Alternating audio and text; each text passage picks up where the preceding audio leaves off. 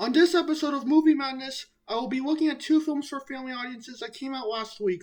One based off a beloved book series, and another being a new attempt to bring back a once beloved property. First up is Clifford the Big Red Dog, which is the latest in a long line of live action and animation hybrid films based off a beloved property. Clifford the Big Red Dog is a very standard and familiar film, and while it does have a lot of flaws, it has its moments of charm that at least make it an okay watch. The biggest problem I have with it is that it's a very predictable film from beginning to end, and it's very easy to tell what's going to happen throughout the film, which isn't exactly the best sign.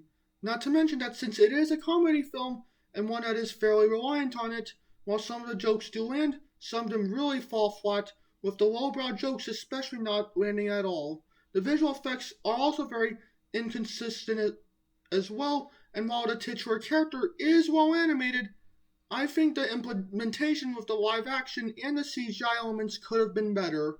However, Clifford does have its heart in the right place, and the more heartfelt scenes do work pretty well. So while Clifford the Big Red Dog is absolutely nothing special and has its issues, it's still a passable little family film that has its moments of charm. Next up is Home Sweet Home Alone, which attempts to bring back the beloved film with a new cast and a different focus. Home Sweet Home Alone tries to deviate from the main formula the previous films used by making the main antagonist the main focus, but it sadly ends up being quite a bad film. Even though it certainly tries its best to be a funny film, with plenty of the famous slapstick comedy that the series is known for, along with a good amount of one-liners and quips, they never end up landing at all, with one particular joke where a character says that remakes are never as good as the original, really falling flat. The main protagonist, Max, is also very unlikable and selfish, and I actually found the main antagonist to be much more sympathetic than Max was.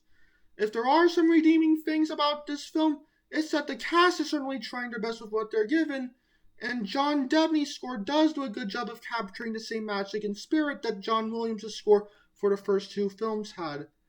Home Sweet Home Alone tries its best in some areas, but it sadly ends up really being quite a bad film. Clifford the Big Red Dog is currently playing in theaters and is also available on Paramount Plus, and Home Sweet Home Alone is available on Disney Plus. Let me know what you think in the comments, and I will see you next time.